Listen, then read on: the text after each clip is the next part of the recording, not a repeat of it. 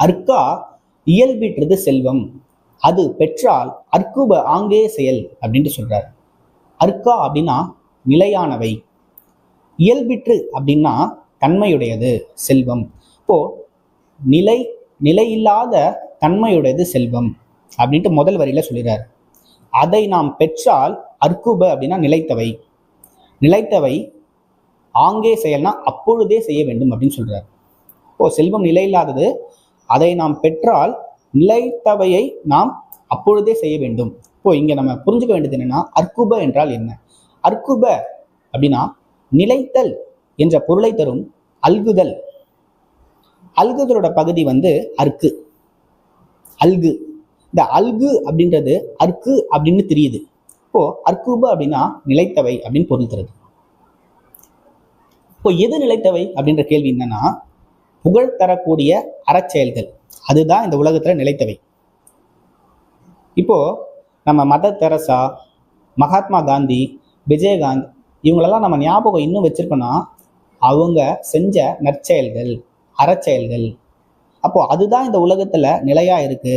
அவங்க இறந்துட்டாங்க, ஆனா அவங்க செய்யற அறச்செயல்கள், நிலையான அறச்செயல்கள் இன்னுமே இந்த உலகத்துல இருக்கு. அப்போ இங்க நிலைத்தவை அற்குப அப்படின்னு சொல்றது புகழ் நிலைத்திருக்கக்கூடிய அறச்செயல்கள் அப்படின்னு புரிஞ்சுக்கணும். இதுல வள்ளுவர் கூடுதலா செயல் அப்படின்ற ஒரு ஏவல் சொல்ல பயன்படுத்துகிறார். இப்போ வள்ளுவர் நமக்கு கட்டளை இடுகிறார்.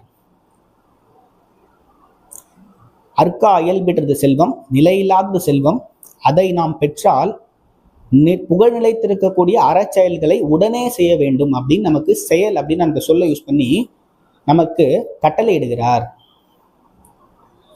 இப்போ செல்வம் நிலையில்லாதது அப்படின்னு நீங்க சொல்றீங்களே, இன்னைக்கு இருக்கிற நிதி மேலாண்மை ஆய்வாளர்கள், அதாவது ஃபினான்ஷியல் மேனேஜ்மெண்ட் படித்தவங்க செல்வத்தை சேர்ப்பதற்கு பல ஆலோசனைகளை வழங்குகிறார்கள். கரெக்டா?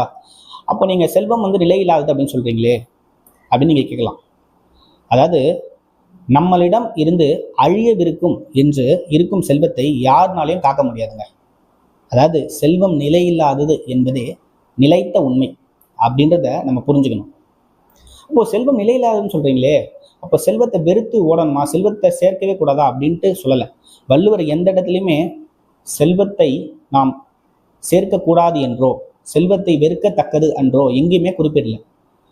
செல்வம் உங்களிடம் சேரும்போது, செல்வம் நம்ம கிட்ட வரும்போது அதை நாம் நமது புகழ் நிலைத்திருக்கக்கூடிய அறச்செயல்களில் செலவழிக்க வேண்டும் அப்படின்றத மட்டும்தான் வள்ளுவர் சொல்றார்.